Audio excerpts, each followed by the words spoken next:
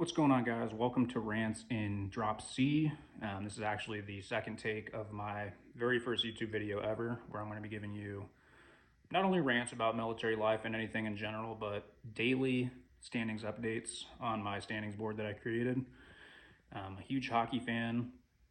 There's going to be plenty of uhs and ums and stutters in this. I don't plan on taking this super seriously. I'm not going to get deep into editing, but I had to delete the first video because the neighbor's dog next door wouldn't shut the hell up. So I'm actually in my garage, had this thing open. I thought natural light would be nice, but did not want you guys to have to listen to barking dog for 3 to 4 minutes that it's going to take for me to make this video.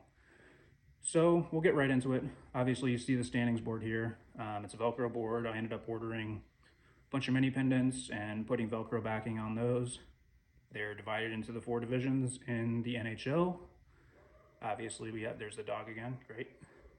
We got the Pacific, the Central, the Atlantic, and the Metropolitan Division. I'll give this another few games, and then I'll go ahead and get the wild card standings reflected rather than division, just because the race is really going to come down to who makes the playoffs. I think we got about, give or take, 12 to 15 games left, depending on the team. But we'll get right into it. Today's Tuesday, March 17th. We had 5 games last night. Some of them had some reflections in the standings, which have already been made in the first video.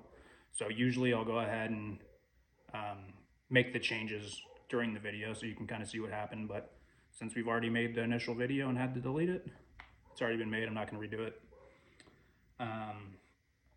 First game, the Red Wings are in a super tight race in the Atlantic Division. They played against the Flames, who are kind of bottom feeders down there in the Pacific. They kind of gutted their team at the trade deadline, so Detroit needed to win this game. They were behind the Bruins, and they are now, I believe, 1 point ahead of the Bruins and tied with the Canadiens. And the Bruins actually hold the final playoff spot as far as the wild card's concerned. So Detroit, much needed win. They're actually tied for third. The Bruins lost in overtime. They did get a point, but they lost the Devils, who were supposed to have a decent year, but they've just kind of underperformed. They have the star power. They're just not looking good. Same thing with Florida. See, we got the Kings beat the Rangers 4-1. Rangers are horrible. They were also sellers at the deadline, and they're pretty much the worst team in the East, one of the worst teams in all of hockey.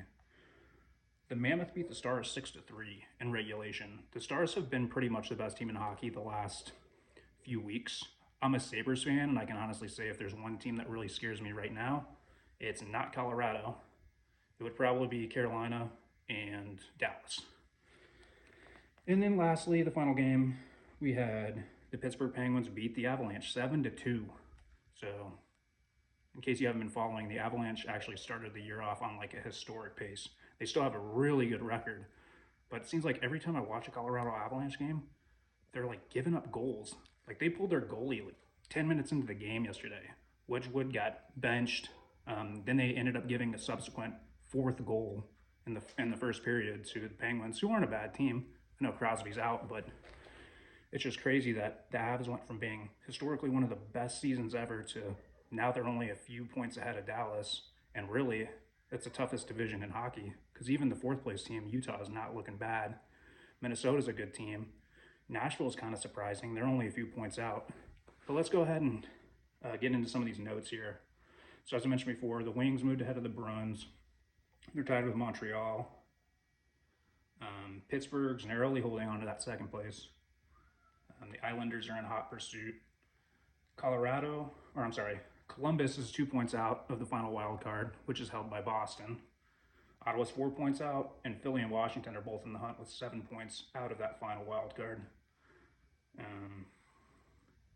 Over to the Pacific, specifically these 3 teams here. The final wild card spot is held in a tie between Seattle and LA, and the Sharks are 1 point out of that. So pretty sure the Sharks have 2 games in hand, so they could very well be in that final spot if those are both wins. But that's like the tight race in the West. Nashville's 4 points back. Winnipeg, not a great year, but they're only 5 points back. And then kind of a surprise this time of the year is St. Louis, who were major sellers at the deadline, but they ended up going on a little bit of a streak after that trade deadline, and they're only 7 points back. I mean, it's very unlikely that they're going to make the playoffs, but the fact that they're still kind of in the hunt despite gutting their team is crazy. But I'm going to go ahead and upload this.